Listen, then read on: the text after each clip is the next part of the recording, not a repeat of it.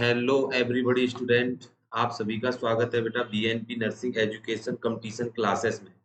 जैसा कि आपको पता है, अब जो हमने शुरुआत की है बेटा, वो की है अपने एक न्यू बैच, स्पेशल बैच। किस बैच से बेटा? स्पेशल बैच से।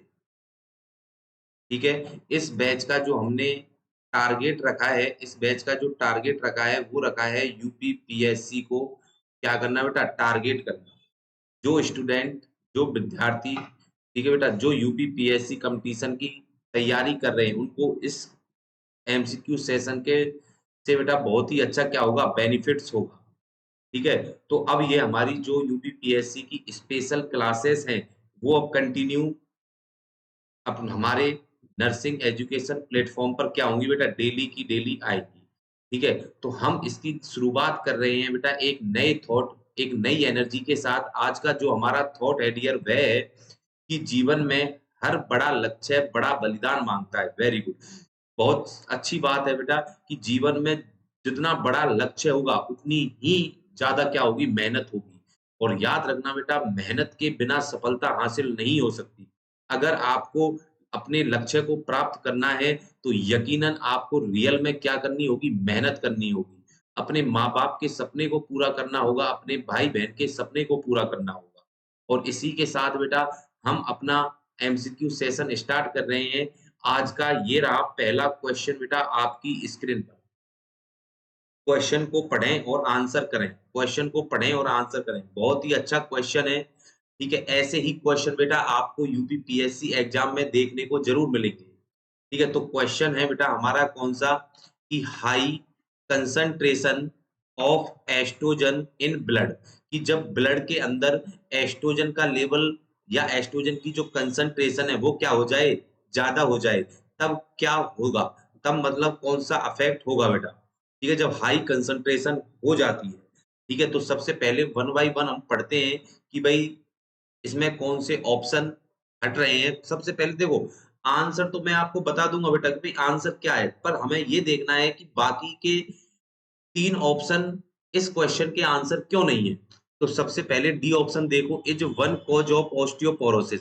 मतलब कि जब एस्ट्रोजन का लेवल बेटा, जब एस्ट्रोजन का लेवल क्या हो जाए? इंक्रीज हो जाए, तब पर्सन को क्या होगा? ऑस्टियोपोरोसिस होगा। क्या होगा? ऑस्टियोपोरोसिस। बिल्कुल गलत बात है बेटा कि जब एस्ट्रोजन का लेवल बढ़ता है तब ऑस्टियोपोरोसिस नहीं होता बेटा। ऑस्टियोपोरोसिस कब होता है? जब डिक्रीज होता है बेटा एस्ट्रोजन लेवल। जब एस्ट्रोजन लेवल ब्लड में क्या हो? कम हो, तब क्या होगा बेटा? ऑस्टियोपोरोसिस होगा। सर ऑस्टियोपोरोसिस कैसे होगा? मान लो कि भाई मीनोपोज एक मीनोपोज में एक महिला है, ठीक है, एक वुमेन है, उसके क्या है? मीनोपोज। सर मीनोपोज 45 ईयर के बाद की स्टेज होती है, ध्यान रखना बेटा। अगर रेंज बनाए तो 45 से 55 ईयर होता है। ठीक है। वुमेन है मीनोपोज में। मीनोपोज क्या है? तो मीनोपोज है बेटा permanent permanent stoppage permanent stoppage of menstruation cycle. Menstruation cycle क्या हो जाए? परमानेंट स्टॉपेज हो जाए, उसको क्या बोलते हैं? मीनोपोज बोला जाता है बेटा। उसके बाद कि भाई मीनोपोज के अंदर क्या होगा? एस्ट्रोजन हार्मोन की क्या होगी डियर? कमी होगी। एस्ट्रोजन हार्मोन की क्या होगी? कमी होगी। अब आपने ये पढ़ा होगा बेटा कि जो एस्ट्रोजन हार्मोन होता है, एस्ट्रोजन हार्मोन होता है, ये किसको मेंटेन करके रखता है? किसको मेंटेन करके रखता है? ये मेंटेन करके रखता है बेटा कैल्शियम लेवल को। किसको मेंटेन करके रखता है? कैल्शियम लेवल को मेंटेन करके रखता है। अब एक बात बताओ, जब एस्ट्रोजन हार्मोन की क्या होगी डियर? कमी होगी, तो इसका मतलब कि डिक्रीज कैल्शियम लेवल भी क्या होगा? In bone. बोन में क्या होगा डियर? कम होगा। कैल्शियम का लेवल क्या होगा? कम होगा। अगर बोन में कैल्शियम कम है, बोन में अगर बेटा कैल्शियम कम है, तो इसका मतलब क्या होगा? कि बोन वीक होगी। बोन क्या होगी डियर? वीक होगी। अगर बोन वीक होगी तो इसका मतलब है कि अगर पर्सन बेटा, अगर महिला लंबे टाइम तक अगर कोई मतलब क्या कर रही है बेटा, अगर वॉक कर रही है, ठीक है, लंबे समय तक या लॉन्ग वॉक होती है, भाई 1 किलोमीटर, 2 किलोमीटर, 10 किलोमीटर, इससे बोन और भी क्या होंगी? कमजोर होंगी। और कैल्शियम क्या होगा बेटा? बोन से बाहर निकल के कहाँ पर आ जाएगा? ब्लड में आ जाएगा, और बोन क्या होंगी? कमजोर होंगी। मतलब जो बोन की डियर, बोन की जो डेंसिटी है, क्या है डेंसिटी है वो क्या होगी डिक्रीज होगी, मतलब बोन क्या होंगी कमजोर होंगी, और बोन की डेंसिटी का डिक्रीज होना ही क्या कहलाता है ऑस्टियोपोरोसिस कहलाता है। क्या कहलाता है डियर ऑस्टियोपोरोसिस कहलाता है। इसका मतलब कि जो डी ऑप्शन था बेटा वो तो क्या हो गया खोटा हो गया, क्योंकि एस्ट्रोजन हार्मोन की कंसंट्रेशन हाई होने से ऑस्टियोपोरोसिस नहीं होता है बेटा। बात समझ में आ गई। चलो नेक्स्ट कि inhibit secretion of FSH. FSH hormone क्या होता है बेटा इनहिबिट होता है। एफएसएच हार्मोन क्या होता है बिल्कुल सही बात है भाई, एफएसएच हार्मोन क्या होगा इनहिबिट होगा, मतलब सी ऑप्शन ही अपना क्या है सही आंसर होगा। ये लैक्टेशन में कोई इफेक्ट नहीं करता है। कॉज ओव्यूलेशन, भाई ओव्यूलेशन कौन करवाता है एलएच हार्मोन क्या करवाता है डियर ओव्यूलेशन करवाता है। इसका मतलब सी ऑप्शन ही क्या होगा राइट होगा, C option is the right answer होगा बेटा। बात समझ में आई। तो इसका आंसर बेटा ए बी और डी क्यों नहीं है, ठीक है। अब भाई सीधी सी बात है बेटा सी ऑप्शन इसका राइट क्यों होगा कि एफएसएच का सीक्रेशन क्या करवाता है इनहिबिट करवाता है। सर कैसे करवाता है इनहिबिट वो सुनना बेटा, वो ध्यान से सुनना कि जैसे मेंसुरेशन साइकिल में ठीक है बेटा भाई स्टार्ट जो मेंसुरेशन साइकिल होती है वो कौन से ऑर्गन से होती है हाइपोथैलेमस से होती है सर, हाइपोथैलेमस से। और हाइपोथैलेमस क्या करवाता है गोनाडोट्रोपिक रिलीजन हार्मोन का क्या करवाता है रिलीज करवाता है। और ये किसको स्टिमुलेट करता है एंटीरियर पिट्यूटरी ग्लैंड को क्या करता है डियर स्टिमुलेट करता है। और जो एंटीरियर पिट्यूटरी ग्लैंड है यहाँ से कितने हार्मोन सीक्रेशन होते हैं एफएसएच और एलएच हार्मोन क्या होते हैं सीक्रेशन होते हैं। और जो एफएसएच हार्मोन है बेटा ये क्या करता है इमैच्योर जो ग्राफियन फॉलिकल होती है इमैच्योर जो ग्राफियन फॉलिकल होती है उनको क्या करता है ये मैच्योर करता है, मैच्योर ग्राफियन फॉलिकल्स करता है। अब मैच्योर ग्राफियन फॉलिकल भाई ये तो एफएसएच ने कर दिया, उसके बाद कौन सा हार्मोन आता है एलएच हार्मोन। एलएच हार्मोन क्या करता है इनको ग्राफियन फॉलिकल्स को रप्चर करता है डियर, क्या करता है रप्चर करता है ग्राफियन फॉलिकल्स को। ग्राफियन फॉलिकल्स को रप्चर करने के बाद जो ग्राफियन फॉलिकल्स की बेटा जो इंटरनल जो लेयर होती है जिसको आप क्या बोलते हो थीका इंटरना, क्या बोलते हो थीका इंटरनल लेयर बोलते हो। वहां से किसका हार्मोन सीक्रेशन होता है एस्ट्रोजन हार्मोन का क्या होता है डियर सीक्रेशन होता है। एस्ट्रोजन हार्मोन का क्या होता है सीक्रेशन होता है। और ये एस्ट्रोजन हार्मोन क्या करवाता है बेटा एफएसएच को क्या करवाता है सप्रेस करवाता है डिक्रीज करवा देता है, इसके सीक्रेशन को क्या करवा देता है डिक्रीज करवा देता है। अब बताओ भाई सीधी सी बात है कि एस्ट्रोजन हार्मोन को बनाया किसने था एफएसएच ने, और एस्ट्रोजन हार्मोन को एफएसएच ने बनाया था और एफएसएच ने ही इसको क्या कर दिया बेटा सप्रेस कर दिया किसको एफएसएच को। एफएसएच हार्मोन ने एस्ट्रोजन बनाया और एस्ट्रोजन ने एफएसएच को ही क्या कर दिया सप्रेस कर दिया। तो यही तो पूछा था कि एस्ट्रोजन हार्मोन जब ब्लड में होता है बेटा ठीक है कि इसकी हाई कंसंट्रेशन से क्या होता है तो एफएसएच हार्मोन का सीक्रेशन क्या हो जाता है इनहिबिट हो जाता है। बात समझ में आई बेटा, तो C option is the right answer होगा।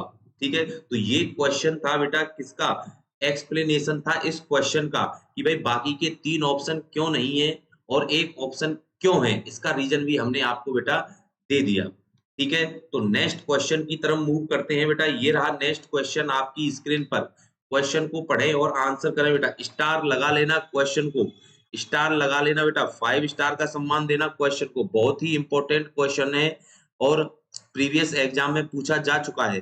क्वेश्चन क्या है in a lecture on sexual functioning, sexual functioning पर लेक्चर ले रहे हैं।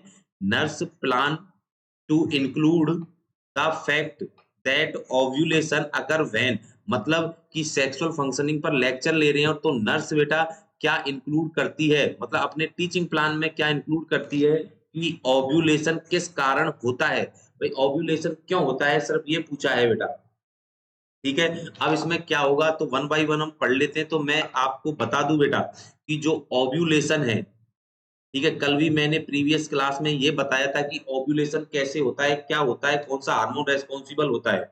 एक बार फिर बता रहा हूं ध्यान से सुनना बेटा कि ओव्यूलेशन की सबसे पहले अगर हम डेफिनेशन के बारे में बात करें बेटा तो डेफिनेशन क्या होगी कि ग्राफियन फॉलिकल्स का बेटा जीएफ नहीं है बेटा ये क्या है ग्राफियन फॉलिकल्स का क्या होना डियर रप्चर होना।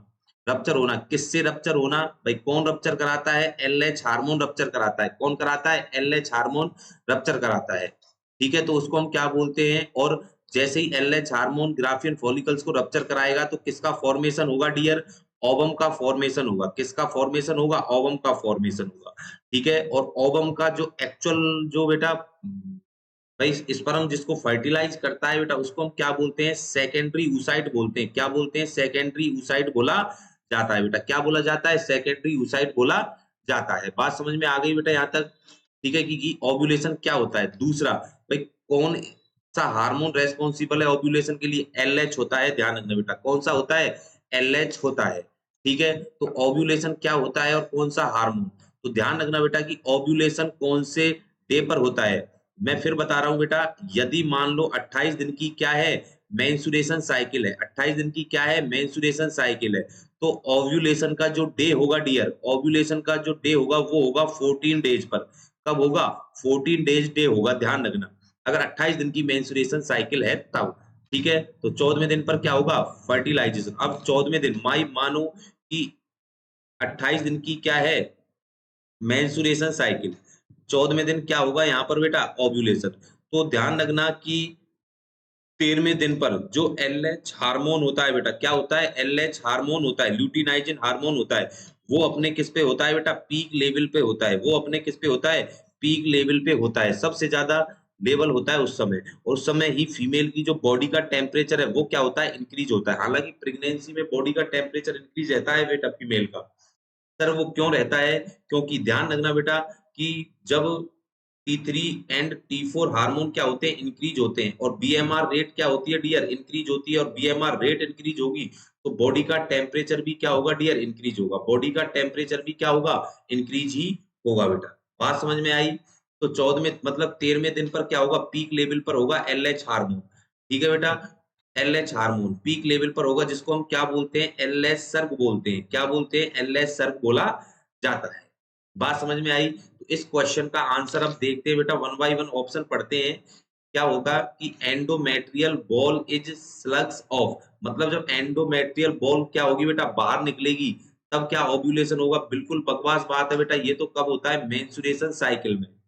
Progesterone level is high, progesterone का लेवल बेटा प्रेगनेंसी में हाई तो होता है, लेकिन ओव्यूलेशन कराने के लिए रेस्पॉन्सिबल नहीं है बेटा। बात समझ में आई? Next A option, oxytocin level is high. Oxytocin का अगर लेवल हाई होगा बेटा तो ये क्या करवाएगा? कॉन्ट्रैक्शन करवाएगा। ये क्या करवाएगा? कॉन्ट्रैक्शन करवाएगा। सर कहां पर करवाएगा? यूट्रस में क्या करवाता है? ये कॉन्ट्रैक्शन करवाता है। इसलिए ए ऑप्शन भी क्या हो गया अपना? खोटा हो गया। अब बचा कौन सा बेटा? बी ऑप्शन, कि blood level of LH is high. मतलब मैंने अभी आपको बताया था कि ओव्यूलेशन कराने के लिए कौन सा हार्मोन रेस्पॉन्सिबल है? एलएच। मतलब बी ऑप्शन ही क्या होगा अपना बेटा? राइट होगा। B option is the right answer होगा कि भाई ओव्यूलेशन कौन करवाता है? एलएच हार्मोन करवाता है। बात समझ में आई बेटा? तो ये था हमारे सेकंड क्वेश्चन का क्या बेटा? एक्सप्लेनेशन। अब नेक्स्ट बात करते हैं बेटा, हम चलते हैं नेक्स्ट क्वेश्चन की तरफ, और ये रहा बेटा नेक्स्ट क्वेश्चन आपकी स्क्रीन पर। वही क्वेश्चन आ गया बेटा, वही क्वेश्चन आ गया कि एलएस सर्ग अकर, एलएस सर्ग किसको बोला जाता है? एलएस सर्ग किसको बोला जाता है बेटा? तो एलएस सर्ग पढ़ते हैं कि भाई 4th डे आफ्टर ओव्यूलेशन, मतलब ओव्यूलेशन के बाद होगा। बिल्कुल बकवास, बाद नहीं होता, पहले होता है बेटा।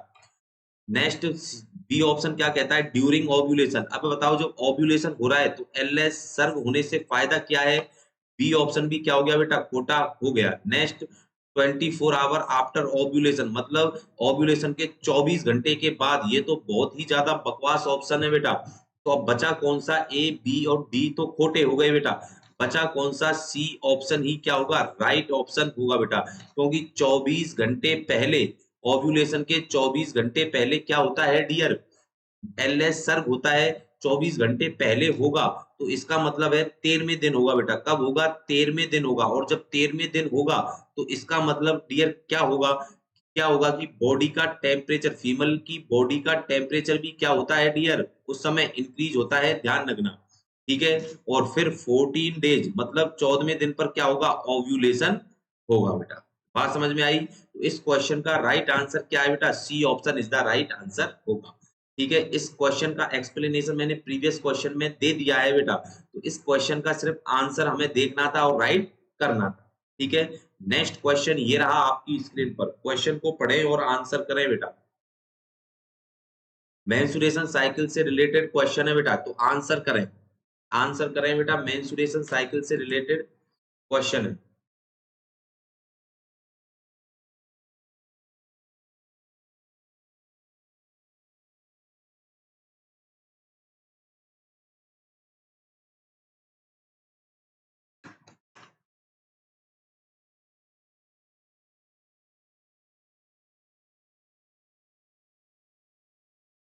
क्वेश्चन को एक बार पढ़ते हैं और आंसर करते हैं बेटा। क्वेश्चन क्या है कि during ovulation phase, ovulation phase के दौरान, इसका मतलब 14वें दिन की बात कर रहा है बेटा। कौन से दिन की? 14वें दिन की। Of the menstruation cycle, menstruation cycle के 14वें दिन की बात कर रहा है। Ovulation is caused by secretion, कि भाई ओव्यूलेशन किसके सीक्रेशन के कारण होता है। ठीक है, सेम क्वेश्चन है, लेकिन क्वेश्चन देखो अलग से क्वेश्चन नहीं आते, एक क्वेश्चन को ही घुमा फिरा के बेटा एग्जामिनर आपके सामने पेश करता है। ठीक है, ये क्वेश्चन भी मैं करवा चुका हूँ भाई। सीधी सी बात है, ओव्यूलेशन क्यों होता है? क्या एस्ट्रोजन की वजह से होता है? बिल्कुल नहीं बेटा। एस्ट्रोजन भाई जब ओव्यूलेशन होगा तभी तो एस्ट्रोजन क्या होगा बेटा? सीक्रेशन होगा। अभी तो ओव्यूलेशन नहीं हुआ, क्योंकि ओव्यूलेशन का ये पूछा है कि भाई ओव्यूलेशन किस कारण होता है ओव्यूलेशन फेज में। तो एस्ट्रोजन गलत है बेटा, प्रोजेस्टेरोन तो अभी बना ही नहीं है। एफएसएच का कार्य क्या है बेटा? इमैच्योर ग्राफियन फॉलिकल्स को, इमैच्योर ग्राफियन फॉलिकल्स को किस में कन्वर्ट करना? मैच्योर ग्राफियन फॉलिकल्स में कन्वर्ट करना। किसका काम है बेटा? एफएसएच का काम है। किसका काम है? एफएसएच का। तो ये भी क्या हो गया? खोटा हो गया। इसका मतलब सी ऑप्शन क्या होगा? राइट आंसर होगा बेटा। सी ऑप्शन ही क्या है? राइट आंसर होगा। भाई ल्यूटिनाइजिन हार्मोन के कारण क्या होता है? ओव्यूलेशन होता है बेटा। बात समझ में आई? इस क्वेश्चन का आंसर था जो मैंने एग्जाम प्रीवियस क्वेश्चन में एक्सप्लेनेशन दे दिया था बेटा। ठीक है, नेक्स्ट क्वेश्चन की तरफ मूव करते हैं। ये रहा नेक्स्ट क्वेश्चन आपकी स्क्रीन पर। क्वेश्चन सरल है, लेकिन प्रीवियस एग्जाम में पूछा हुआ है बेटा कि hormone responsible for the menstruation cycle. इसमें ये पूछा है कि मेंस्ट्रुएशन साइकिल के लिए कौन कौन से हार्मोन रेस्पॉन्सिबल होते हैं। तो एक बार पढ़ लेते हैं बेटा ऑप्शन। देखो, सबसे पहले की मेंस्ट्रुएशन साइकिल स्टार्ट कैसे होती है, इस चीज को समझो आप। मेंस्ट्रुएशन साइकिल सबसे पहले बेटा जो आंसर होता है कि मेंस्ट्रुएशन साइकिल को स्टार्ट कराने वाला ऑर्गन कौन सा है? तो कौन सा है? हाइपोथैलेमस। हाइपोथैलेमस से क्या रिलीज हुआ dear? GnRH hormone, gonadotropin releasing hormone क्या हुआ बेटा? रिलीज हुआ। अब ये कहां पर आया? ब्लड में आया। ये हार्मोन कहां पर आया? ब्लड में आया। ब्लड में आने के बाद इसने बेटा किसको स्टिमुलेट किया? एंटीरियर पिट्यूटरी ग्लैंड को। एंटीरियर पिट्यूटरी ग्लैंड को क्या किया? स्टिमुलेट किया। और एंटीरियर पिट्यूटरी ग्लैंड ने कितने हार्मोन का सीक्रेशन किया? दो हार्मोन का, एफएसएच और एलएच का। ठीक है, एफएसएच ने क्या किया बेटा? ग्राफियन फॉलिकल्स को मैच्योर बनाया। क्या किया? ग्राफियन फॉलिकल्स को मैच्योर बनाया। ग्राफियन फॉलिकल्स मैच्योर होने के बाद एलएच हार्मोन ने इस ग्राफियन फॉलिकल्स को क्या कर दिया? रप्चर कर दिया। क्या कर दिया? रप्चर कर दिया ग्राफियन फॉलिकल्स। ग्राफियन फॉलिकल जैसे ही रप्चर हुई बेटा, तो यहां से किसका सीक्रेशन स्टार्ट हो गया? एस्ट्रोजन हार्मोन का। और जैसे ही एस्ट्रोजन हार्मोन बना बेटा, और जो रप्चर हुई भाई, फॉर्मेशन, ओवम का फॉर्मेशन हो गया। जो बचा हुआ रिमेनिंग पार्ट था ओवरी का, वो क्या कहलाया? Corpus luteum. कॉर्पस लूटियम जैसे ही क्या हुआ बेटा? बना, तो इसने किसको सीक्रेशन स्टार्ट कर दिया? प्रोजेस्टेरोन हार्मोन का। किसका सीक्रेशन स्टार्ट कर दिया? प्रोजेस्टेरोन हार्मोन का। यहाँ से एस्ट्रोजन हार्मोन निकला। ठीक है, यहाँ से एफएसएच, एलएच और गोनाडोट्रोपिन हार्मोन। अब बताओ बेटा कि मेंस्ट्रुएशन साइकिल को स्टार्ट कराने के लिए कौन कौन से हार्मोन रेस्पॉन्सिबल हुए? ओनली फॉर क्या गोनाडोट्रोपिन ही होगा? बिल्कुल नहीं। इसमें तो ये पूछा कौन कौन से हार्मोन रेस्पॉन्सिबल है। ठीक है, नेक्स्ट एस्ट्रोजन और प्रोजेस्टेरोन, ये भी नहीं भाई, होंगे तो गोनाडोट्रोपिन भी होगा, लेकिन ये अलग है बेटा। क्या गोनाडोट्रोपिन और एस्ट्रोजन हार्मोन? ये भी नहीं। अब कौन कौन से हार्मोन होंगे बेटा जिसमें सारे हार्मोन है? गोनाडोट्रोपिन, एस्ट्रोजन और प्रोजेस्टेरोन। इसका मतलब डी ऑप्शन ही क्या है? अपना राइट आंसर होगा बेटा। अगर आपसे पूछे कि मेंस्ट्रुएशन साइकिल को बेटा हार्मोन कौन कौन से रेस्पॉन्सिबल हैं, सबसे पहले जीएनआरएच हार्मोन क्या होगा रेस्पॉन्सिबल। उसके बाद बेटा स्टेप बाय स्टेप चलो, फिर उसके बाद एफएसएच होगा, फिर एलएच होगा, फिर एस्ट्रोजन हार्मोन बनेगा। कौन सा हार्मोन? Oestrogen hormone. फिर कौन सा बनेगा? Progesterone hormone. फिर कौन सा बनेगा? Progesterone hormone. अब बताओ बेटा जो ये हार्मोन है, ठीक है, ये सब के सब हार्मोन बेटा किसके लिए रेस्पॉन्सिबल हैं? बताओ मेंस्ट्रुएशन साइकिल के लिए क्या है, रेस्पॉन्सिबल है। तो टोटल कितने हार्मोन रेस्पॉन्सिबल हुए, 5 हार्मोन क्या हुए बेटा, रेस्पॉन्सिबल हुए। समझ में बात आ गई। तो इस क्वेश्चन का answer D option is the right answer होगा बेटा। ठीक है, नेक्स्ट क्वेश्चन की तरफ मूव करते हैं। ये रहा नेक्स्ट क्वेश्चन आपकी स्क्रीन पर बेटा। ये क्वेश्चन अभी मैंने जस्ट ही इसका आंसर दिया था बेटा कि विच gland is responsible for initiating the menstruation cycle, कि मेंस्ट्रुएशन साइकिल को स्टार्ट कराने वाली ग्लैंड कौन सी है, ऑर्गन कौन सा है बेटा। अब बताओ क्या एंटीरियर पिट्यूटरी ग्लैंड होगी, बिल्कुल नहीं बेटा। एंटीरियर पिट्यूटरी ग्लैंड से पहले तो क्या जाता है, हाइपोथैलेमस। ठीक है, पोस्टीरियर तो है ही नहीं। अभी ओवरी से बेटा जो एस्ट्रोजन और प्रोजेस्टेरोन निकलते हैं, ओवरी भी नहीं है बेटा भाई, ये तो लास्ट में है। तो सबसे पहला आंसर क्या है, hypothalamus is the right answer होगा बेटा। हाइपोथैलेमस ही ध्यान रखना बेटा, मेंस्ट्रुएशन साइकिल को स्टार्ट कराने के लिए क्या है, रेस्पॉन्सिबल होगा बेटा। तो A option is the right answer होगा। ठीक है, तो इसका एक्सप्लेनेशन भी मैं पिछले क्वेश्चन में दे चुका हूं। नेक्स्ट क्वेश्चन ये रहा आपकी स्क्रीन पर। क्वेश्चन को पढ़ें और आंसर करें बेटा, क्वेश्चन को पढ़ें और आंसर करना है। ठीक है, क्वेश्चन इंपॉर्टेंट है और बेटा प्रीवियस एग्जाम में पूछा हुआ है। क्वेश्चन क्या है कि लार्ज अमाउंट प्रोजेस्टेरोन, मतलब प्रोजेस्टेरोन का लार्ज अमाउंट सीक्रेशन होता है during secretory phase of the menstruation cycle. जो मेंस्ट्रुएशन साइकिल की सीक्रेटरी फेज होती है बेटा, ठीक है, उसके दौरान प्रोजेस्टेरोन हार्मोन क्या होता है, सीक्रेशन होता है, इज रेस्पॉन्स टू। और वो क्या कार्य करता है, क्या रेस्पॉन्स करता है बेटा, प्रोजेस्टेरोन हार्मोन का फंक्शन पूछा है बेटा। अब मैंने आपको बताया, देखो बेटा कि जो मेंस्ट्रुएशन साइकिल की, देखो जब फीमेल की बेटा मेंस्ट्रुएशन साइकिल चल रही होती है, तब वोमेन के अंदर दो फेज चल रही होती है। एक तो ओवरी में चल रही होती है और एक यूट्रस पर चल रही होती है बेटा। ठीक है, यूट्रस पर भाई सीधी सी बात है 1 से 28 दिन तक, 1 से और 28 दिन तक। और यूट्रस पर भी कैसे होगा बेटा, 1 से 28 दिन तक होगा। ठीक है, यूट्रस में कितनी फेज होती हैं, 3 फेज होती हैं। कितनी फेज होती हैं, 3 फेज। सर कौन कौन सी, 1 से 5 दिन तक तो कौन सी होती है डियर, ब्लीडिंग फेज होती है। कौन सी होती है, ब्लीडिंग फेज होती है। अब छठवें दिन से और 14वें दिन मतलब 13वें दिन तक बेटा कौन सी फेज होती है, प्रोलीफरेटिव फेज।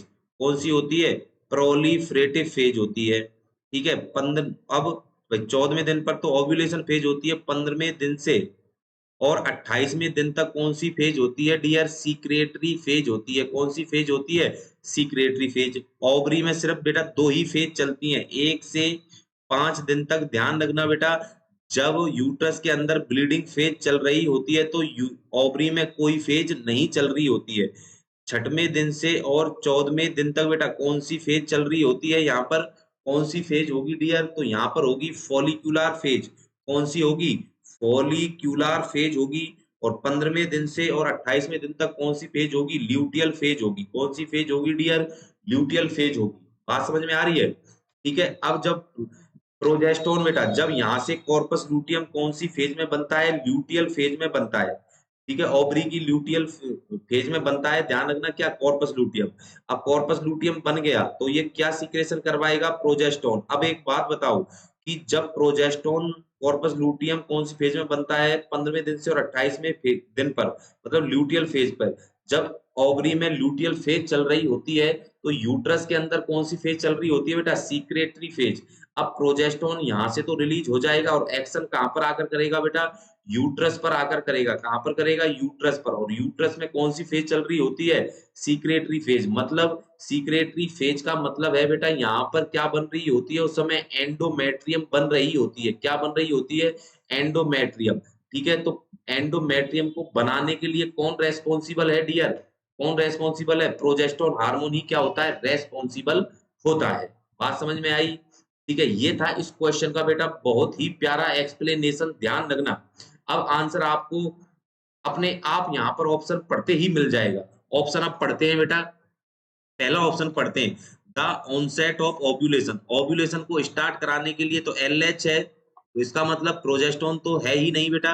इसका मतलब ए ऑप्शन गलत हो गया। Next, regulation of menstruation cycle. Menstruation cycle को रेगुलेट करने का कार्य क्या प्रोजेस्टेरोन करता है, बिल्कुल नहीं, सारे हार्मोन करते हैं भाई।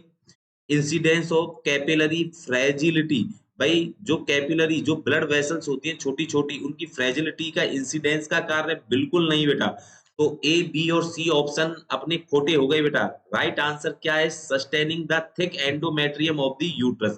तो सीधी-सी बात है बेटा, प्रोजेस्टेरोन क्या करवाता है? एंडोमेट्रियम की ग्रोथ करवाता है। इट मीन्स हाइपरट्रॉफी करवाता है। क्या करवाता है? हाइपरट्रॉफी करवाता है। सेल की साइज को क्या करता है? इंक्रीज करता है। क्यों करता है? क्यों करता है? तो सीधी सी बात है, नेक्स्ट मेंस्ट्रुएशन साइकिल के लिए करता है।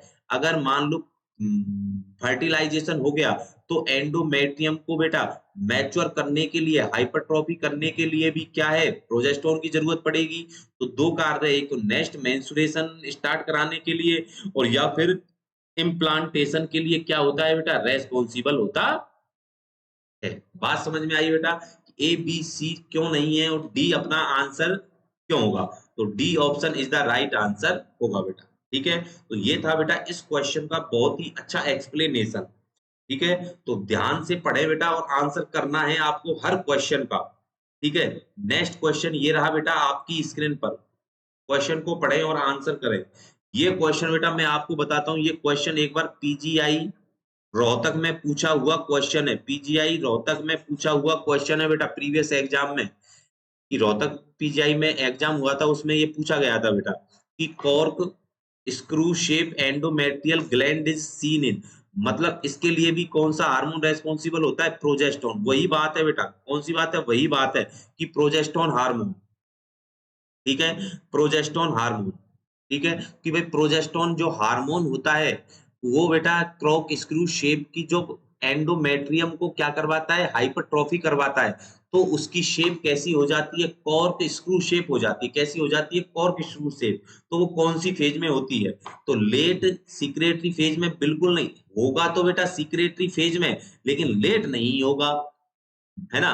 अर्ली प्रोलिफरेटिव तो हो ही नहीं सकता भाई। प्रोजेस्टेरोन हार्मोन भाई जो एंडोमेट्रियम की जो ग्रोथ होती है बेटा वो प्रोलिफरेटिव में थोड़ी होती है, वो किसमें होती है? सीक्रेटरी फेज में। इसका मतलब कि सीक्रेटरी फेज तो है और कौन सी है? Early phase. इसका मतलब डी ऑप्शन ही अपना क्या होगा? राइट आंसर होगा बेटा। डी ऑप्शन ही क्या है अपना? राइट आंसर होगा। ठीक है, अगर आपसे पूछे कॉर्क स्क्रू शेप कौन सी फेज में होती है, तो early phase, early secretory phase में होती है बेटा।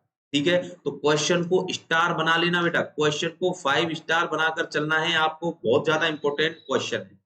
नेक्स्ट क्वेश्चन ये रहा आपकी स्क्रीन पर बेटा। तो आज का ये लास्ट क्वेश्चन था डियर, आज का ये लास्ट क्वेश्चन था। इसीलिए इस क्वेश्चन का आंसर बेटा आपको कमेंट बॉक्स में लिखना है। इस क्वेश्चन का आंसर बेटा आपको कमेंट बॉक्स में लिखना है। ठीक है, आंसर लिखना है कमेंट बॉक्स में कि the main cause of menopause, menopause के सबसे, मीनोपोज करवाने के लिए कौन सा मोस्ट कॉमन कॉज होगा बेटा। ठीक है, तो आपको ये क्वेश्चन कमेंट बॉक्स में लिखना है बेटा। और कमेंट बॉक्स में लिखने का मतलब मैं बार-बार बताता हूँ यही है कि बेटा कितने स्टूडेंट हमारी वीडियो को देखते हैं, रीड करते हैं, सीन करते हैं। अगर बेटा हमारी वीडियो आपको पसंद आई है तो लाइक करें, शेयर करें, सब्सक्राइब करें। ठीक है, ये आपकी बेटा प्रायोरिटी है, ध्यान रखना बेटा। ठीक है, तो आज के लिए इतना ही बेटा। फिर मिलते हैं एक नए एमसीक्यू सेशन के साथ, फिर मुलाकात होगी इसी प्लेटफॉर्म पर। तब तक के लिए ओके, बाय।